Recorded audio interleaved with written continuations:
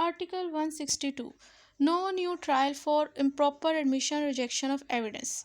इस आर्टिकल की प्रोविजन से ही डिस्कस हो रहा है ना, ज़ाहिर हो रहा है कि अगर एविडेंस रिजेक्ट हो जाते हैं या कोई इम्प्रॉपर एडमिशन होता है तो कोई न्यू ट्रायल नहीं होगा।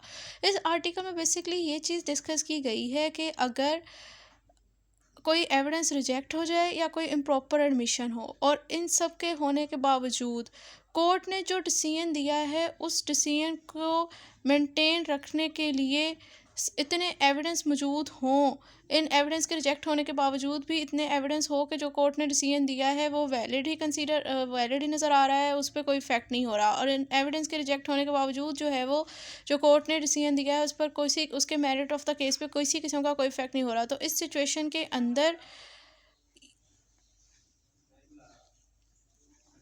रिजेक्शन ऑफ एविडेंस और इम्प्रॉपर एडमिशन के ग्राउंड के ऊपर न्यू ट्रायल नहीं करवाया जाता, नहीं कंडक्ट होता और ना ही केस के डिसीजन को रिवर्स करने की ज़रूरत होती है। For better understanding bare act से रीडिंग करेंगे तो इसमें यह लिखा हुआ है कि the proper admission rejection of evidence shall not be ground of itself for new trial और reversal of any decision in any case. यानी कि जो इम्प्रॉपर एडमिशन है और रिजेक्शन ऑफ एविडेंस वो ना ही न्यू ट्रायल की वजह बनता है और ना ही कोई केस में किसी ने कोई डिसीजन दिया होता है कोर्ट ने तो उसके डिसीजन को रिवर्स करने के लिए ये वैलिड ग्राउंड है, यानी ये वजह नहीं बनता। कब नहीं बनता? If it shall appear to the court before which such objection is raise that the independent of evidence objected and admitted there was sufficient evidence to justify the decision और that if the rejected have not been received not have to varied the decision. यानी कि court के पास जो है इन evidence के rejection होने के बावजूद, इम्प्रॉपर एडमिशन होने के बावजूद इतने सफिशिएंट एविडेंस हैं कि जो केस में उन्होंने डिसीजन दिया है उसको जस्टिफाई कर रहे हैं और इनके रिजेक्शन का जो है वो केस के मेरिट के ऊपर कोई किस्म का इफेक्ट नहीं पड़ा। तो इस टाइम रिजेक्शन ऑफ एविडेंस और प्रॉपर एडमिशन न्यू ट्रायल का ग्राउंड नहीं बनते। आर्टिकल 163 एक्सेप्टेंस और denial of claim on oath. इस आर्टिकल में बेसिकली ये चीज़ डिस्कस की गई है कि अगर आपके ख़िलाफ़ कोई हल्फिया शहादत दी जाए यानी ऑन ओथ स्टेटमेंट दी जाए, ऑन ओथ क्लेम किया जाए तो उसका क्या इम्पेक्ट होता है, उससे किस तरह डील किया जाएगा। तो सब article 1 when the plaintiff take oath in support of his claim the court shall on the application of plaintiff call upon the defendant to deny the claim on oath. मसलन ये कि अगर कोई प्लेंटिफ अपना जो भी क्लेम करता है डिफेंडेंट के ख़िलाफ़ वो ऑन ओथ क्लेम करता है तो कोर्ट जो है वो प्लेंटिफ की दरख्वास्त के बाद जो है वो डिफेंडेंट को बुलाता है और उसे कहता है कि अगर आपके ऊपर जो एलिगेशन है जो प्लेंटिफ का आपने भी इसको अब डिनाई करना है तो आपकी भी स्टेटमेंट ऑन ओथ ही होनी चाहिए, यानी आपने भी हल्फिया बयान देना है।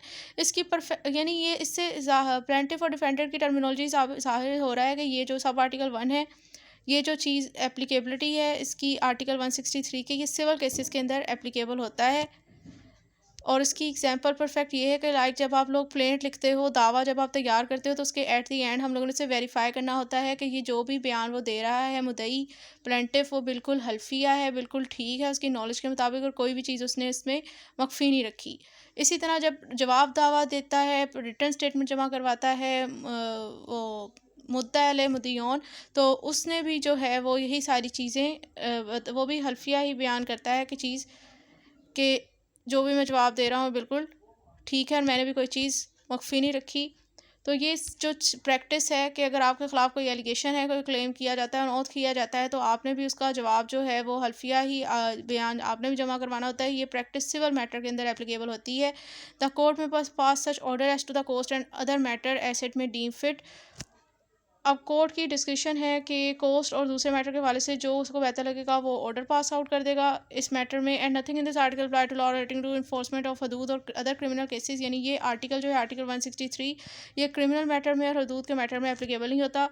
मतलब यहाँ पर और स्टेटमेंट आप लोगों ने रिकॉर्ड नहीं करवानी होती। जो आर्टिकल 163 की जो एप्लीकेबिलिटी है सिर्फ सिविल मैटर के अंदर ये एप्लीकेबल है। आर्टिकल 163 सिविल क्रिमिनल मैटर में और हदूद मैटर के अंदर ये अप्लाई नहीं होता।